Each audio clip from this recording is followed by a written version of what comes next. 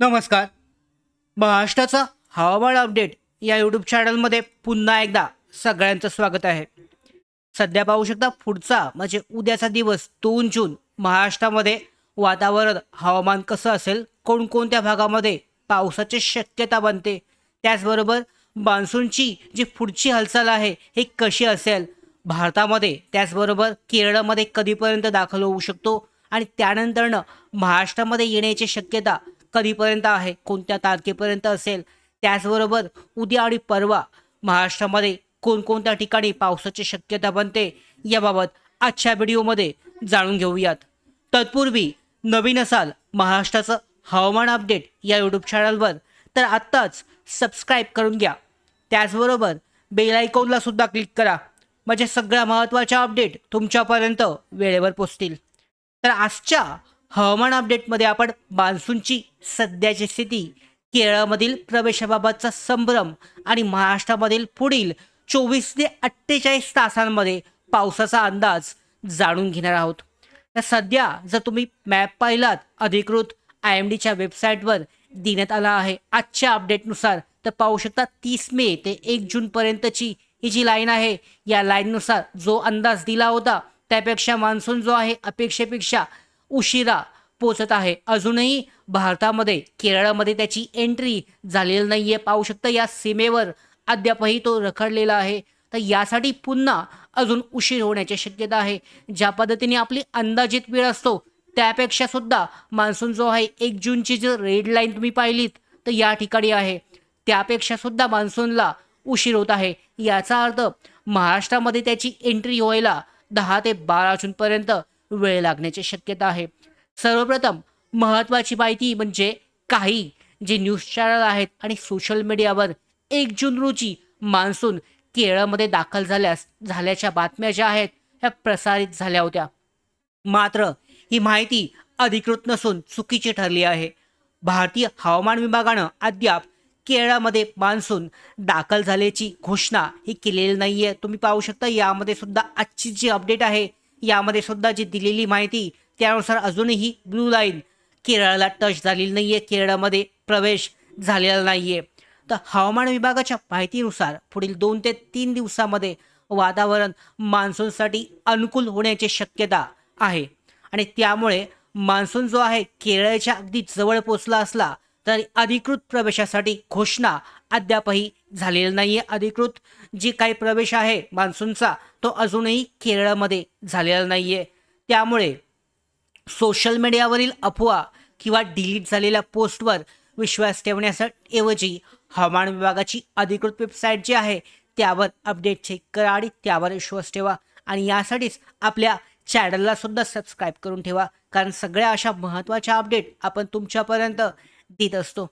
तर आता महाराष्ट्रातील जे हवामान आहे हे कसं आहे याबाबत एकदा महाराष्ट्रातील हवामान परिस्थिती आहे याकडे आपण वळूयात.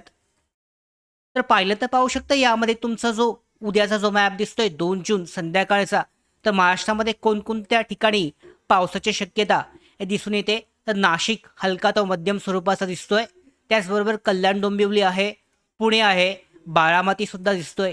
त्यानंतर हा जो विदर्भाचा भाग आहे, मराठवाडा भाग आहे, बीड आहे, त्याच्यानंतर लातूर हा जो भाग आहे या भागामध्ये सोलापूरमध्ये सुद्धा मध्यम स्वरूपाचा पाऊस जो आहे हा दिसून येत आहे. तर यानुसार जर आपण पाहिलं तर राज्यामध्ये सध्या मान्सून सदृश्य वाऱ्यांची हालचाल जरी दिसत असली तरी व्यापक स्वरूपाचा पाऊस जो आहे हा अद्याप अपेक्षित नाहीये. अनेक ठिकाणी स्थानिक पातळीवर ढगांची निर्मिती होऊन तुरळक स्वरूपाचा पाऊस जो आहे आणि मेघगर्जना हे होऊ शकते. यामध्ये पुणे जिल्ह्यातील खंडाळा असेल, बारामती असेल, पुरंदर परिसरामध्ये संध्याकाळी किंवा रात्री हलक्या पावसाची शक्यता आहे. तसेच श्रीगोंदा असेल, पारनेर असेल, संगमनेर, राहुरी परिसरातही काही ठिकाणी पाऊस जो आहे हलक्या सरी या ठिकाणी पडू शकतात. त्याच्यानंतर उत्तर महाराष्ट्रामध्ये मालेगाव, धुळे, चाळीसगाव असेल, रावेर, यावल आणि चोपडा हा जो परिसर आहे या परिसरामध्ये सुद्धा मेघगर्जनेसह हलका पाऊस होण्याची शक्यता हवामान विभागाचे जे मॉडेल आहेत यामध्ये दिसत आहे. मराठवाड्यामध्ये छत्रपती संभाजीनगर, जालना, बीड असेल, परभणी हिंगोली, लातूर आणि नांदेड जिल्ह्यांमध्ये काही ठिकाणी ढगांची वाढ होऊन हलका ते मध्यम स्वरूपाच्या सरी या पडू शकतात. त्याचबरोबर विदर्भातील अकोला, अमरावती आहे, यवतमाळ, नागपूर आणि आसपासच्या काही ठिकाणी पावसाची शक्यता आहे. मात्र हा पाऊस सर्वत्र असणार नाही, तर निवडक भागांपुरतच स्वरूपात हा पाऊस पडू शकतो. त्याचबरोबर दक्षिण महाराष्ट्रामध्ये कोल्हापूर, सांगली, निपाणी, बेळगाव परिसरामध्ये संध्याकाळनंतर वातावरण अनुकूल राहण्याची शक्यता आहे. काही ठिकाणी पावसाच्या सरी पडू शकतात. मुख्य म्हणजे हवामान विभागानं नंदुरबार, धुळे, जळगाव, नाशिक, पुणे, सातारा, रायगड, रत्नागिरी, ठाणे, पालघर, मुंबई तसेच विदर्भातील अनेक जिल्ह्यांसाठी मेघगर्जना आणि पावसाचा इशारा हा दिलेला आहे. मात्र एक महत्त्वाची गोष्ट यामध्ये लक्षात ठेवायची आहे. सध्या MJO जो आहे आणि इतर काही उच्चस्तरीय हवामान घटक पूर्णपणे अनुकूल नसल्याने संपूर्ण राज्यभर एकाच वेळी जोरदार पावसाची शक्यता सध्या तरी कमी आहे. त्यामुळे काही गावांमध्ये पाऊस पडेल, त्याचवेळी जवळच्या भागामध्ये वातावरण जे आहे हवामान कोरडं राहू शकतं. म्हणजे तुमच्या जवळच्या गावामध्ये पाऊस पडत असेल त्याच वेळेला तुमच्या भागामध्ये पाऊस जो आहे हा नसणार आहे, अशी सध्याची स्थिती असेल.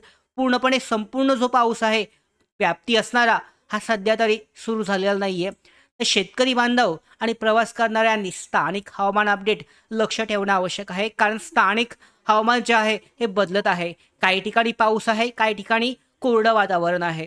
त्याचबरोबर मेघगर्जना आणि विजांच्या कडकडाटासह आज अचानक पाऊस होण्याची शक्यता सुद्धा काही ठिकाणी असल्याने आवश्यक ती खबरदारी घेणं आवश्यक आहे.